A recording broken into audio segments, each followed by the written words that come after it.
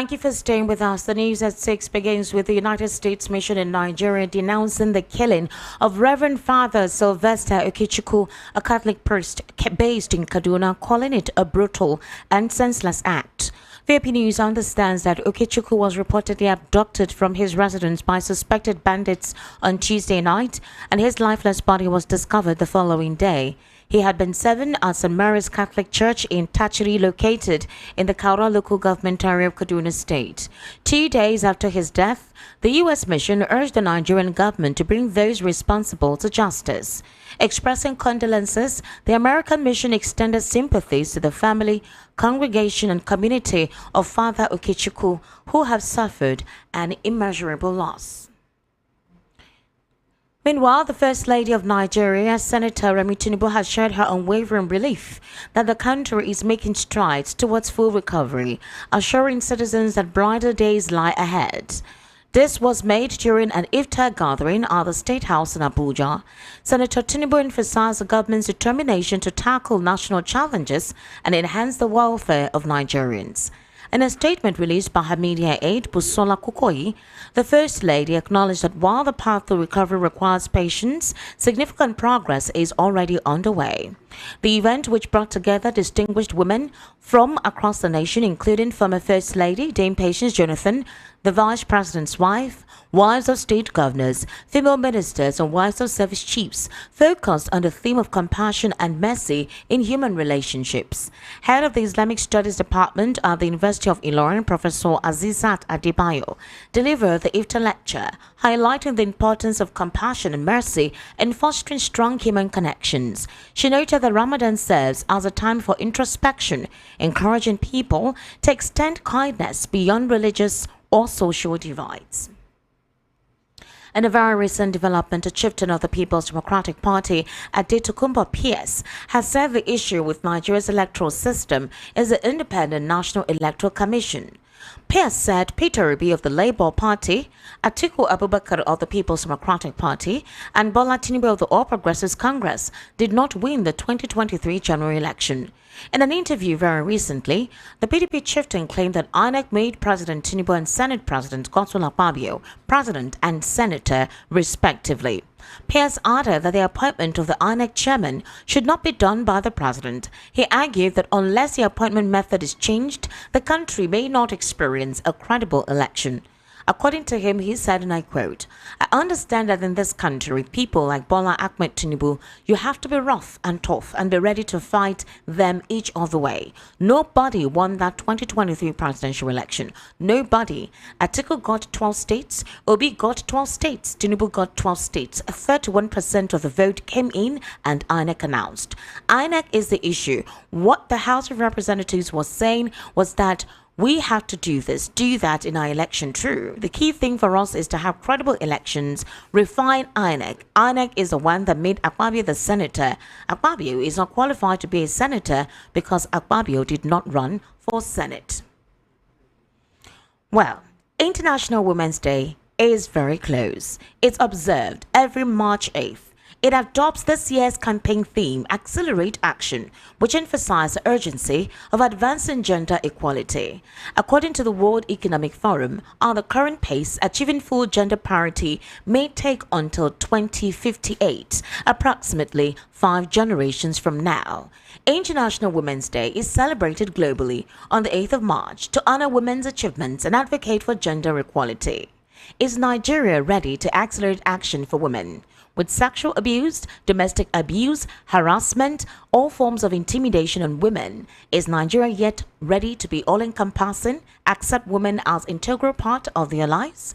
Well, let's take a listen to this special report, compiled and voiced by Chioma Innocent and Chidera Nacheta.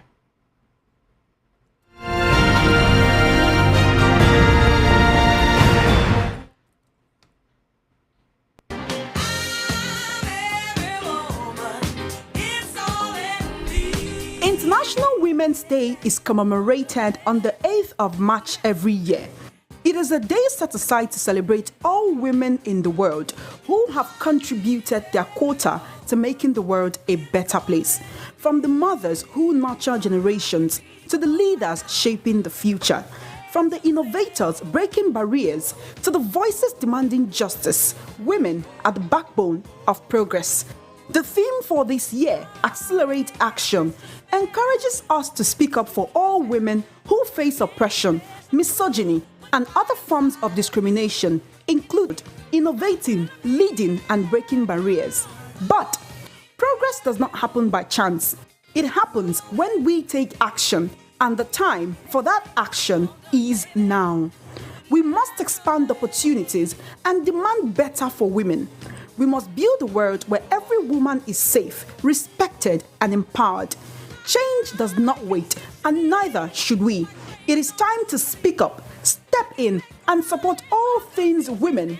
It is time to accelerate action, mentor the next generation, and challenge the barriers holding women back. Happy Women's Day to all the women all over the world. So today, I really want to wish every mother out there a very good and joyous day. Let us celebrate today in happiness and in joy. To all mothers out, you are so wonderful. You are amazing. I love your mother. You know, to be a woman is not an easy job. It's a very, very hard and strong thing to do. Kudos to all the women all over the world, because like what we do is we do beyond expectation. A woman will be the one to carry the baby 9 months in the womb, go into the room for labor, push so hard and trespass. After trespassing, she will still take care of the baby. It's not easy. And men outside the world, please celebrate your women. And men, please flex your women. Today is Women Day. Flex, destroy them. They are trying. These women are really trying. We use our flesh, our blood, our sweat to support you. So spoil us. It's not that every time we'll be the one doing everything. Spoil us. Just make us happy. Take us out. Give us whatever we want today. Women, make sure you enjoy yourself. And again, men, another advice to you people is that people should be always supportive to your wife. Help her when she's in stress. Understand. All women in Nigeria and all over the world, I'm appreciating you all, because the Lord is so much in our life. This time around it's not easy, but the women are still trying their best to make sure that they put things together, to help the family, to make sure that they help their husband, to train their children. Because if you look the roles that the women play, you will see that the women are so much. I can say this time around that what a man can do, women can do it better. I really appreciate all women. Women International Day, I'm appreciating you all. God will keep on increasing us, making us to eat the fruitfulness of our hard labor, because we have a lot of activities. Because in every successful man, there must be a woman. I start with my wife. She's a great woman. And so also every other women on earth, you people are great. With what is going on in this country today, we are very, very sad. I'm very, very sad. Myself, I'm very, very sad for what is going on. But we don't want that one to continue. I enjoy every positive women in this country or outside the country to make sure that this thing does not continue. We want it to stop. That is my position. I appreciate you all women. May your days be long. Hi everyone, it's International Women's Day and we're wishing every woman in the world a happy International Women's Day. Mothers, you are so special. Ladies, oh my God, I love you guys. The girl child, you're wonderful. Fathers, please love your wife. And brothers, take care of your sisters. And I have just 3 words for the ladies.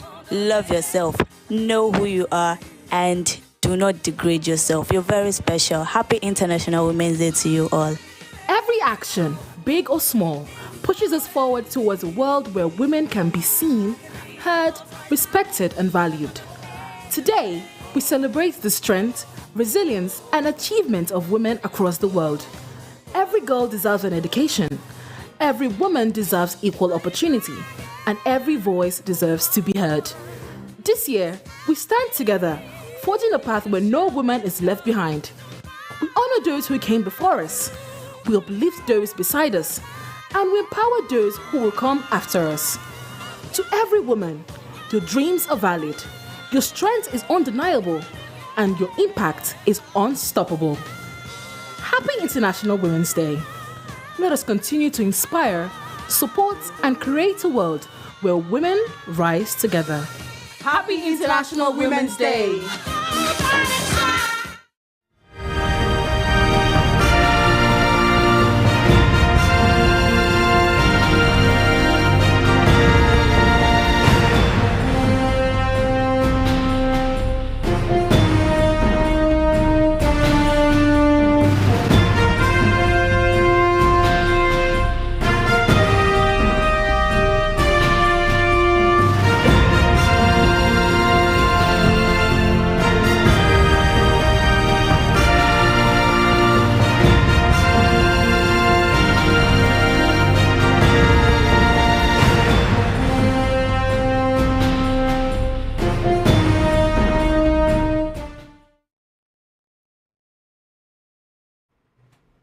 There was a special report compiled by Chioma Innocent, voiced by Chioma Innocent and Chidera Nacheta.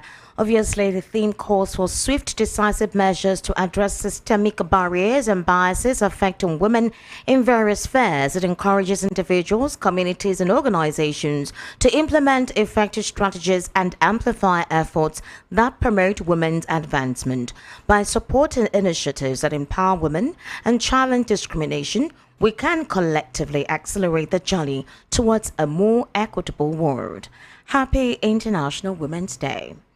Now, in a recent development, a combined team of security operatives, including members of a vigilante group, has eliminated Notorious Lakurawa kingpin Megemu in Kebbi State. Zagazola Makama, a counter-insurgency expert focused on the Lake Chad region, disclosed this today in a post via his X handle. Makama said intelligence sources informed him that Megemu was neutralized on Thursday at Kunchin Baba in Arawa local government area after a fierce gun battle. The development comes after a week the governor Nasir Idris of Kebbi visited Bagiza and Rosa Kari communities in Arawa local government area to condole with residents over the killing of 6 people by suspected Lakurawa cattle rustlers.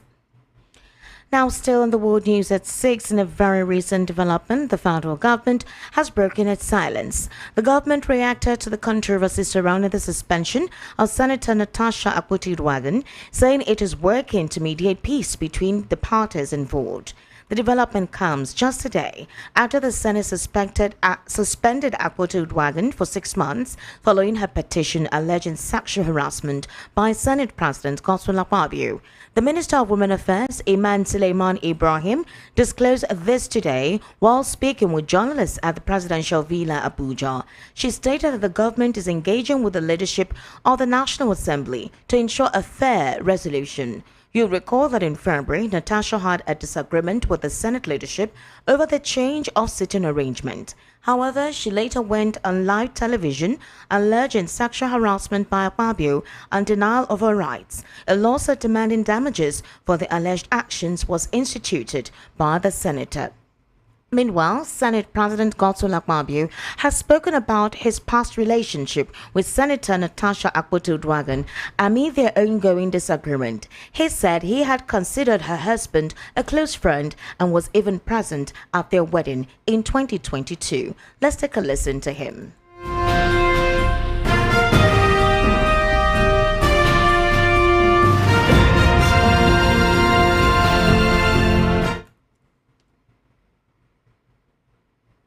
Honsi pointed out that I have no friend any longer, that I only have my wife, my children to contend with.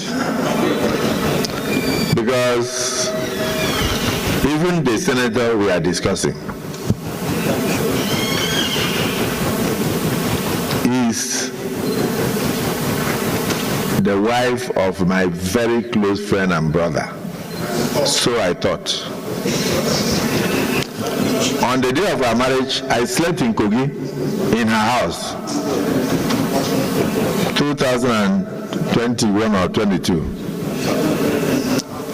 The next day, I ran to Ubajana Airport.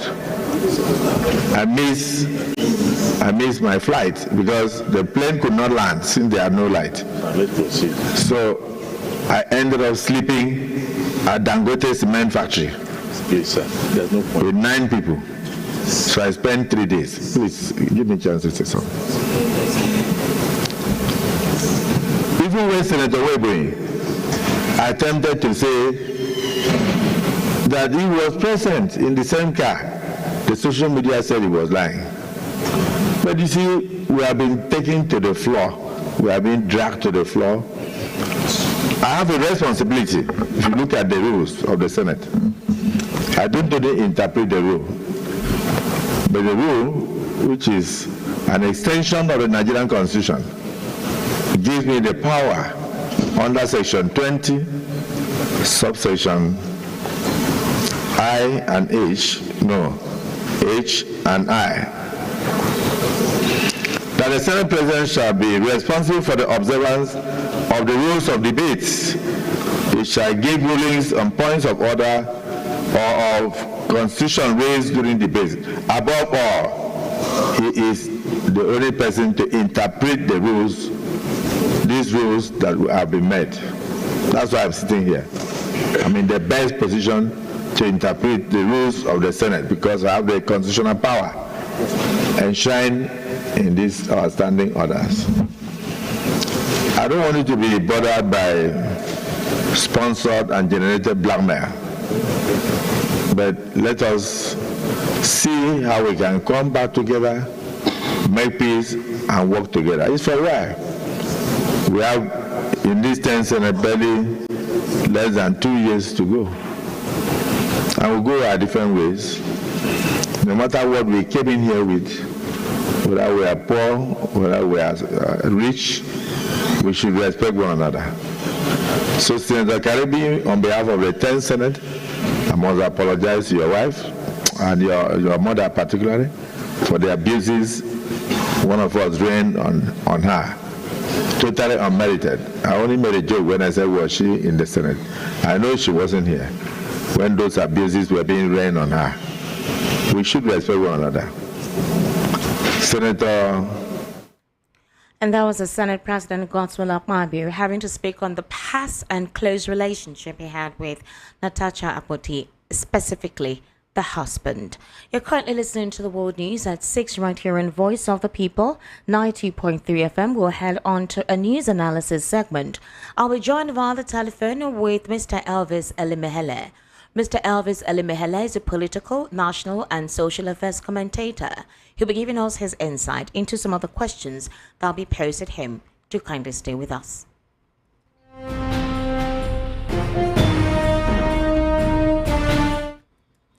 Mr. Elvis, good evening and thank you for joining us today on the World News at 6. Good evening, Esther. How are you doing today? I'm fine. I sincerely do appreciate you taking your time to give us your insight. Mr. Elvis, let's start off with Election-Pearce disclosing that Peter Obi, Atiku Abubakar and President Bola Tinubu did not win the 2023 elections. Based on his own calculation, he broke it down and said that he understands that when you're dealing with a country like Nigeria, people like President Bola Ahmed Tinubu have to be rough and tough and ready to fight fight Nigerians each step of the way. Why would the president have to fight Nigerians each step of the way if indeed he was elected by the people? 2, he also disclosed that the 2023 presidential election, nobody won. Atiku got 12 states, Peter Obi got 12 states, Tinubu got 12 states. 31% of the vote came in and INEC just announced. How would you react to this? It sounds funny because he is not even an authority to speak on electoral matter. The authority, that conducted the election of the 2023, at least told Nigerians that they got a winner, and they declared President Ahmed Tinubu as the winner. So I don't know where he is coming from and where he is getting his postulation from. No, he's saying that they all got 12 states each. So if somebody was to win amongst them, one person was meant to have a higher percentage. So how did INEC announce President Tinubu as the president if each of them got 12 states each? It was a draw. That's his perception. That's where he's coming from. So he's blaming INEC as an institution for cheating the system. Yeah, apart from the number of states to touch, you also have the geographical spread and the highest vote scores. Apart from the number of states that you must score, if you look at it, Bola Tinubu has the same number of states with Atiku Abubakar. Well, that's correct. But the vote, the number of vote cast, Tinubu has more than Abubakar, and he has the spread also more than Atiku Abubakar. So, what do you mean by spread? Do you have the exact calculation? Do you have the exact numbers of each of them? How many states they won? If you can recall. I can't give you the number, at the back of my palm now, but because... what do you mean by the president had more spread, if according to Election-Pearce? We are looking at the number of states he has in each of the geopolitical zones, or let's say so put it north and south. North and let's say we put it in that manner. If you look at it, almost all the states in the north, in the south, he won them. So, and Atiku Abubakar did not win some of the states over him. So the number of vote cast, he has the highest number. So I think INEC has their own, the way they calculated it and come up with their results. So I don't even think it's even now that we have to start looking at that. Probably we have to start, if there's any infraction in this as regards the calculation, we should hold it down for 2027 so that we will not have a repetition of what happened now. Now, that is basically why he's making the statement he made. Because right now, the next election, general elections, is in 2027. And he feels that this same situation that is supposedly confusing, according to Election-Pearce, may repeat itself if the president nominates another INEC chair. To him, he feels that INEC is not an independent institution if the president is the one that installs who heads that institution. In other words, the system, the conduct of the election will be flawed because whoever is the INEC chair nominated by the president obviously would have to work with the person who put him there. So he's saying, for example, that the same thing will repeat itself. So in order to ensure a fair system or an objective system, it needs to be done independently without the input of the president. That's basically where his line of reasoning is coming from. Would you suggest the same thing, or you have a counter narrative to what he is speculating? No, his reasoning is quite correct on that regard. It's very correct. That's even one of the reasons why I've always been telling you, Esther, that we need a reform in our electoral act now. I was expecting that by now something would have done, what would have been done, so that most of the infractions we had in 2023 general election will not repeat itself in 2027. Now we have only this year left. By this time next year, you will see that more of political activities will be on air. And if there's anything that is not done before this time next year, forget about it. That means that is how we are going to go into the 2027 general election in another blindfolding manner again. And at the end of the election, we'll start interpreting all the infractions and all the error. This is the time I was expecting that by now the National Assembly would have, and the civil society organization would have even mandated and worked with the National Assembly to put pressure on them, so that all these areas that we had issues with in 2023 will be ironed out before we get to 2027. Remember, in 2019, President Muhammadu Buhari said it was the electoral that it was too close to the election. Everybody was like, that election was something else. At the end of the day, we went into that election blindly. But in 2022, he signed it.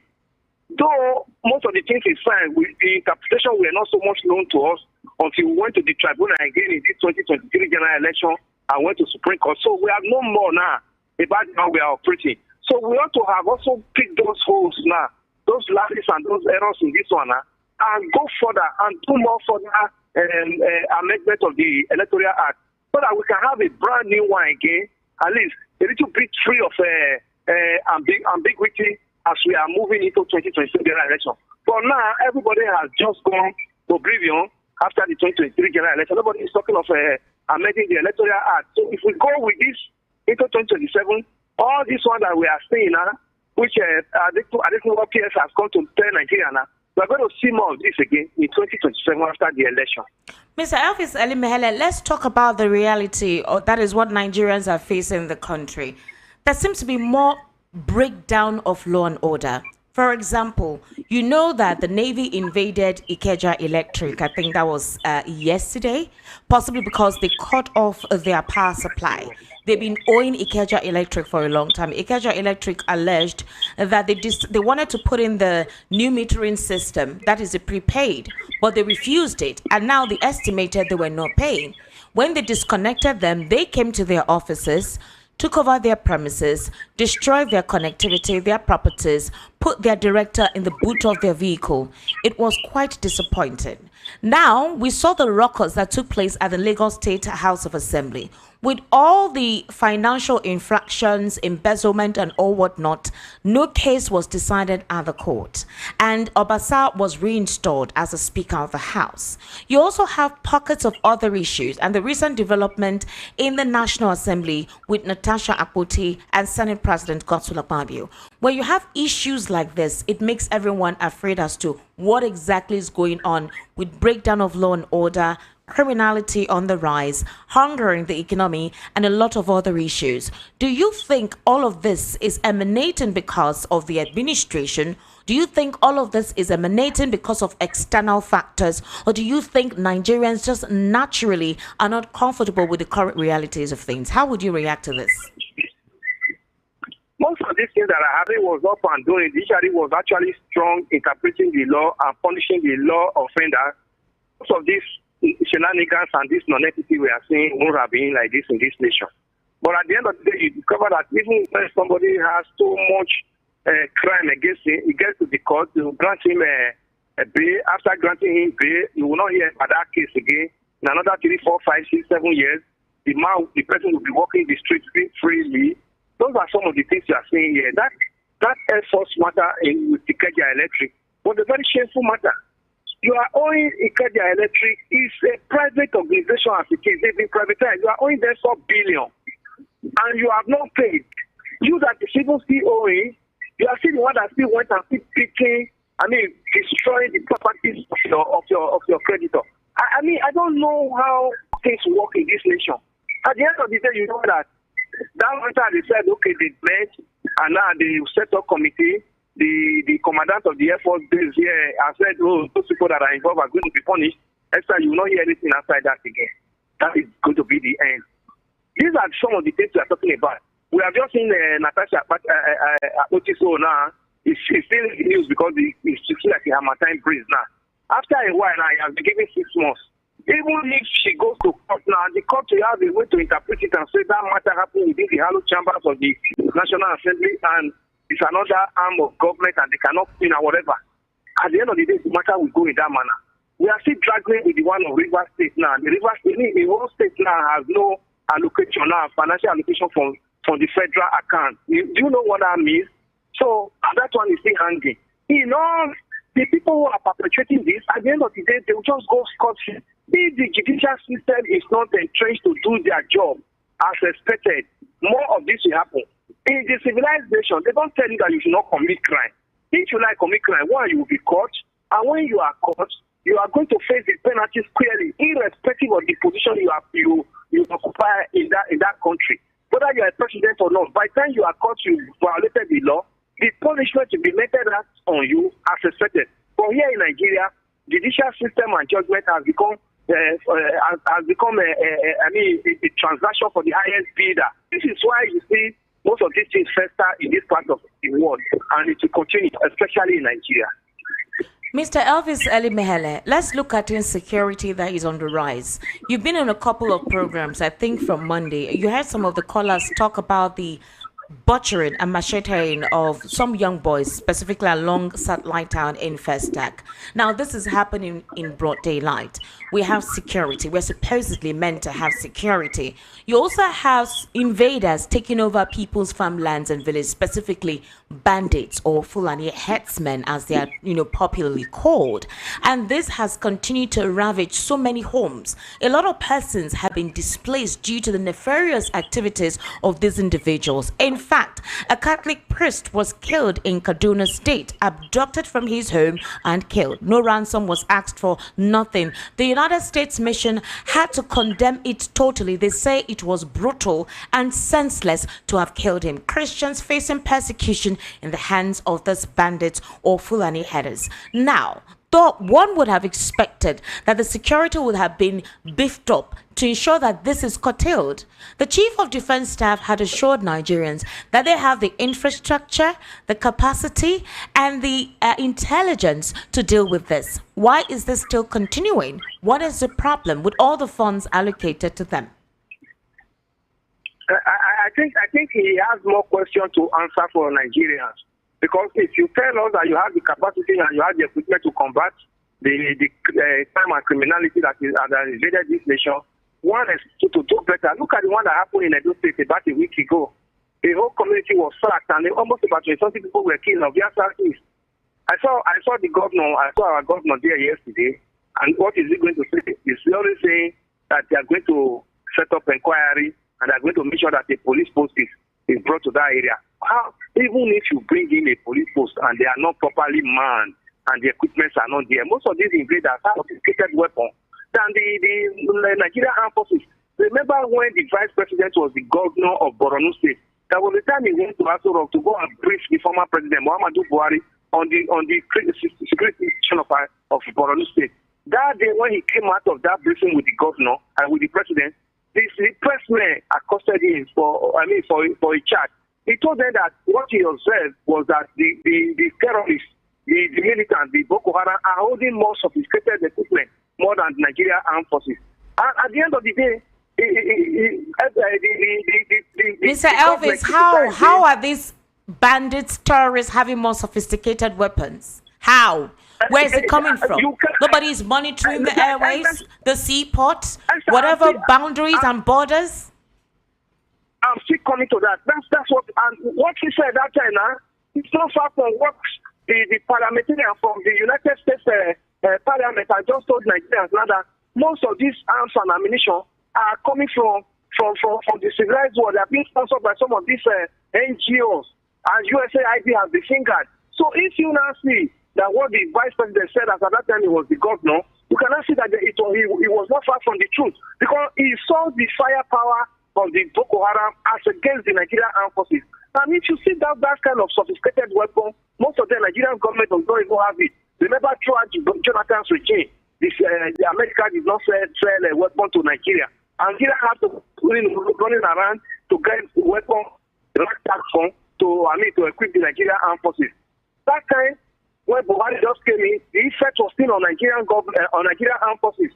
So most of these sophisticated weapons we are talking about are coming in from some of these civilized world. That's why we should be talking about the porousness of our border, apart from even the land border, even the air border. And what are they doing? Every organizations that come into Nigeria and say they want to come and help Nigeria should be properly scrutinized, because we have made ourselves a laughing stock. This is not supposed to be a nation that should be begging for arm or begging for aid from the civilized world. But because of the way we have made ourselves a laughing stock in the world, that's why we go cap in hand to the international community to go and start begging for aid. This country is too rich to have even been part of the countries that are giving out aid to some of these countries in the world. But because of corruption and because of bad leadership we had over the years, we made ourselves a laughing stock and a joker to the world. Mr. Elvis Ali Mehele, the president's wife, Remi Tinubu, has spoken to Nigerians, assuring them of better days ahead. Now, with what you have just described, like I initially illustrated to you or described to you, insecurity, economic hardship, over the tax, more taxes already coming up, and a couple of other issues that is bedeviling the Nigerian society as a whole. What is the statistics or the indices that indicates that better days are ahead? Or is she just speaking generally to kind of give hope to Nigerians, even if within herself she doesn't see anything forthcoming in a few years? Those are just mere orchestra. They are in power, and therefore they are entitled to say things of that nature, so that people can, they can have a saving face before the people. You and I live in Nigeria. Their government is almost 2 years now. Have you seen any difference since they came in and where we are today? She said that Nigerians should be patient, That's what she said. She said we should be patient. We She should be acknowledges that the patient. path to recovery requires patience, Yes. but that significant progress is already underway. I don't know. We'll be patient with the husband's government now for 2 years. And this is the only 2 years you have in this administration. By this time, let's say this administration is not talking about you and I again. They are talking about how to get into power for 2027. So I don't know when her patience, the patience is telling Nigeria when it's going to be executed and when we are going to start having the effect. Before the end of this year, you are going to see how the political atmosphere is going to, be charged, because they will be wanting to get back to the office of 2027. The supporters of this administration would oppose or counter what you're just saying. To them, they believe that the path to recovery is not magic. For example, former President Muhammadu Buhari took 6 months to establish his cabinets. Took another couple of months to even present the budget because the country was working on the previous budget. And he's saying that for the past 8 years of Buhari's administration, a lot actually transpired. The president wouldn't be able to resolve that in 2 years. The Nigerians are not being fair in being patient with the president. Do you think Nigerians are not being fair? Why they languish? Why they suffer? Why they're the ones dying? Do you think Nigerians are not being fair to President Bola Tinubu's administration by not being patient? I sympathize with Nigerians because we have the problem we have in this nation is that every government that comes in, every successful government that comes in, always blame the past government at the detriment of Nigerians.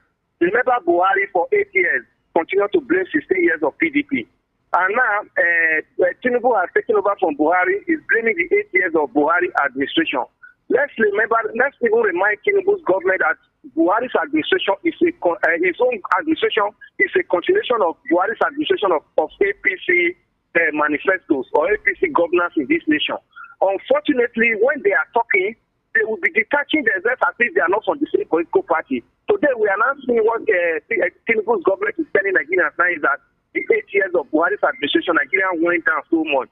When we were saying it, during Buhari's administration, the same president now was one of those that were supporting Buhari to say, give Buhari chance. Buhari knows what he's doing. He's leading Nigeria to Eldorado. But now, the government is in his shoulder now. He has not seen all the mess that Buhari's administration brought this nation into. So also he will leave that office tomorrow. The next government that will come in will open up all his books and begin to tell you that Tinubu's administration brought Nigerians to his knees.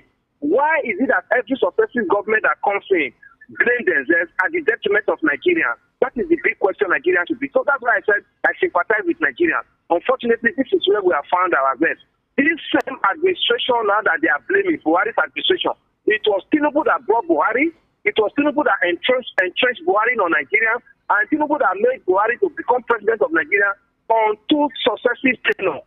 Now Tinubu has now come in and said that Buhari was a man. When we were saying ways and means that they were printing money. I remember when the former governor of Edo State, Governor Obaseki, told Nigeria that the money they are sharing in Abuja, it is no money from any other way. That this administration is printing money for them to share, and this was going to lead Nigeria into an economy that we cannot come out from. Is it not what is happening now? At that time, they began to criticize Obaseki and say, "Why should Obaseki speak in that manner?" But we immediately Buhari left the office, we saw the billions Mr. that was printed by Mr. Emefiele and Buhari's government. Are you saying that the previous administration of Muhammadu Buhari, that Nigerians did not vote for him, but he was installed by the current president? How is that possible? I just need your own line of action. Absolutely. Let me tell you, in the first tenure of Buhari, they could say that Nigerians voted for him or whatever because Nigerians, they bullied Jonathan out of office. But second tenure, that 2019, forget about it. Nigerians already started seeing, and remember, even before the end of the first tenure, Nigerians were saying, return us back to where PDP left us. That was the slogan on the street. At the end of the day, INEC came up with all the shenanigans and said he has won again. Let me tell you this, we are just jokers in this nation. We know too well that 2019, on a normal ground, if the election was going to be free and fair, Buhari cannot even win a state. We have already started feeling the impact of Buhari. And when they were coming, they said they renewed, they call it a next level, what they call it that time again. They came up with a mantra and they now rebranded it again and pushed it to Nigeria. At the end of the day, Nigeria saw more hair. It became hellish in between 2019 to 2023 before he left office. You saw all that happened. Nigerians could no longer fit. The insecurity we are talking about today, when he was coming in 2015, we were told that he's a retired general, that he was going to solve a Boko Haram matter within 6 months. That was one of his campaign slogans. He left office in Nigeria after 8 years. The security situation of Nigeria became worse than when he met it. What did he achieve? I keep telling you that if it is possible for Nigerians to erase the 8 years of Buhari's administration out of our history, we would have raised it, because Nigeria went back. Nigeria got to his knee. This man brought Nigeria to the highest mockery in the world for his 8 years. There's nothing to show for it, absolutely, Esther. All right, Mr. Elvis Elimihele, thank you so much. You've spoken passionately, been able to give us your own insight into some other questions posed at you. But it's time for us to round up the world news at 6. However, I sincerely do appreciate your input. Thank you, Esther. Have a blessed evening. You too, and a happy weekend to you. All right, to wrap up the world news at 6, here again are the top stories. U.S. condemns killing of Catholic priest in Kaduna. Tinubu assures Nigerians of better days ahead. Election-Pearce discloses INEC made Tinubu President, Akpabio Senator. International Women's Day arrives. Is Nigeria accelerating action for women? Lakurawa terrorist Begemu eliminated in Kebbi. And federal government breaks silence on Akpabio Natasha scandal, promises action. That's a wrap on the world news at 6. My name is Esther Wachuku. To kindly stay with us for the evening rush at 7. Good evening and thank you for listening.